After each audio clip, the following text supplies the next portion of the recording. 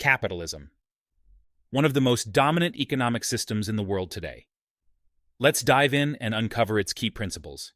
These are ownership, market mechanism, profit motive, competition, and limited government intervention. Okay, let's start with ownership. In capitalism, the means of production, such as factories, land, and resources, are predominantly owned by private individuals or corporations rather than the state or the community. Market forces reign supreme in capitalist economies. Supply and demand dynamics determine prices, allocate resources, and distribute goods and services. It's like an intricate dance, where buyers and sellers negotiate to find equilibrium. Market mechanism. Capitalist economies rely heavily on market forces to determine prices, allocate resources, and distribute goods and services. Supply and demand dynamics play a crucial role in shaping economic decisions. Profit motive.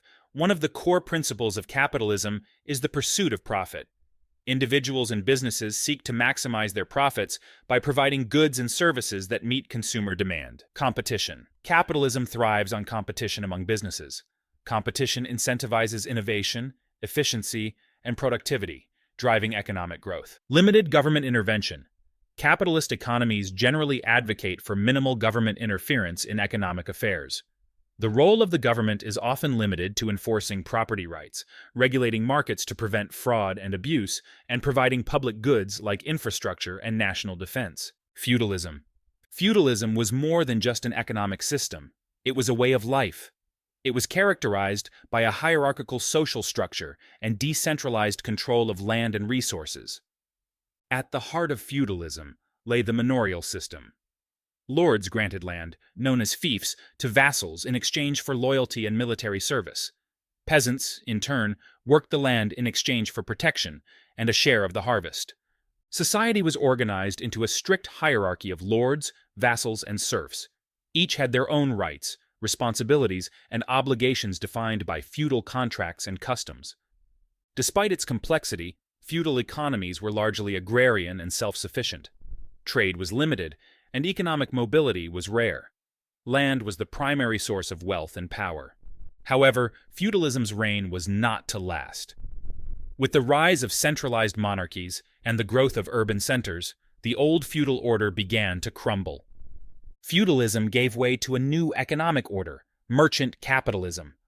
Trade flourished, cities grew, and a new era dawned. Mercantilism, the economic doctrine that shaped early modern Europe. Mercantilism reigned supreme in Europe from the 16th to the 18th centuries.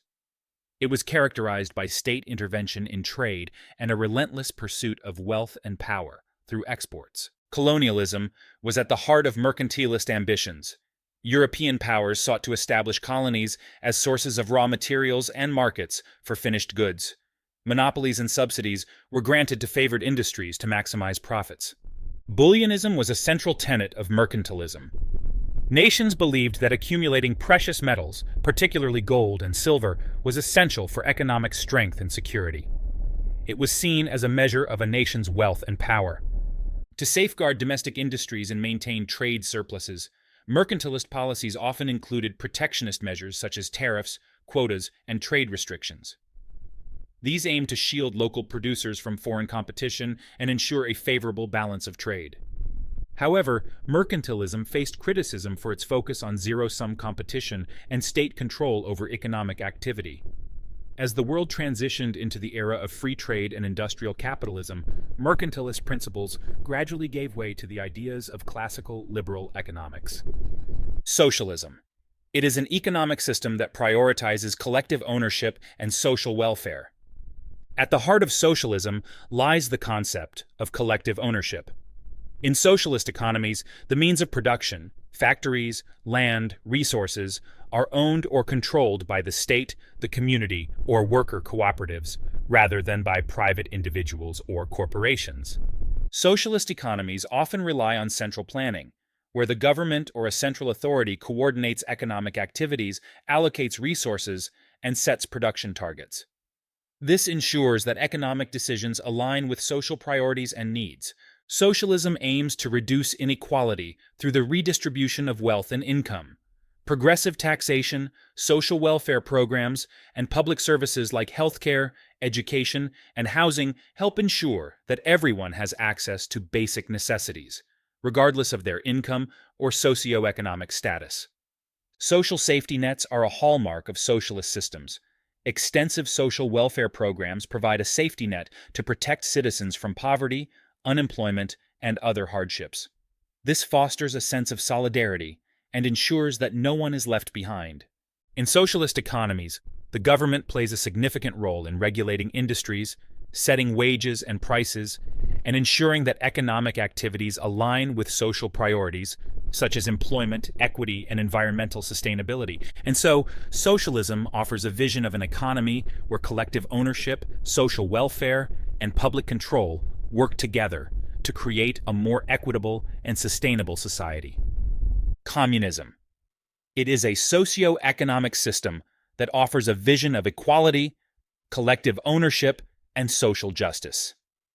Communism envisions a classless society where all property and resources are collectively owned by the community or the state. Private property is abolished, and goods and services are distributed based on need rather than profit. Central planning is a defining feature of communist economies. The government or a central authority controls all economic activities, production decisions, and resource allocation to ensure that they align with social priorities and needs. Egalitarianism lies at the heart of communism. It aims to create a society of equals, where everyone contributes according to their abilities and receives according to their needs. Social classes are eliminated and wealth is shared among all members of society. In its ideal form, communism transcends the need for a state and a monetary system. Instead, goods and services are produced and distributed based on communal cooperation and mutual aid, fostering a sense of solidarity and community. However, communism has faced criticism for its tendency towards authoritarianism, lack of individual freedoms, and challenges in implementing central planning effectively.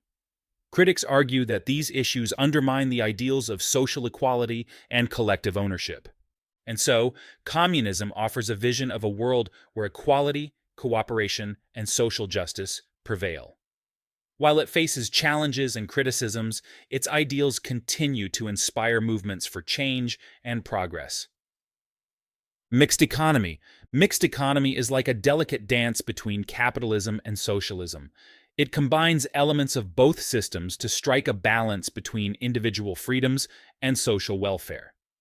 In a mixed economy, private individuals and corporations own the majority of the means of production. Market forces, such as supply and demand, determine prices, allocate resources, and drive economic activity. However, the government also plays a significant role in regulating markets to ensure fairness, stability, and social equity.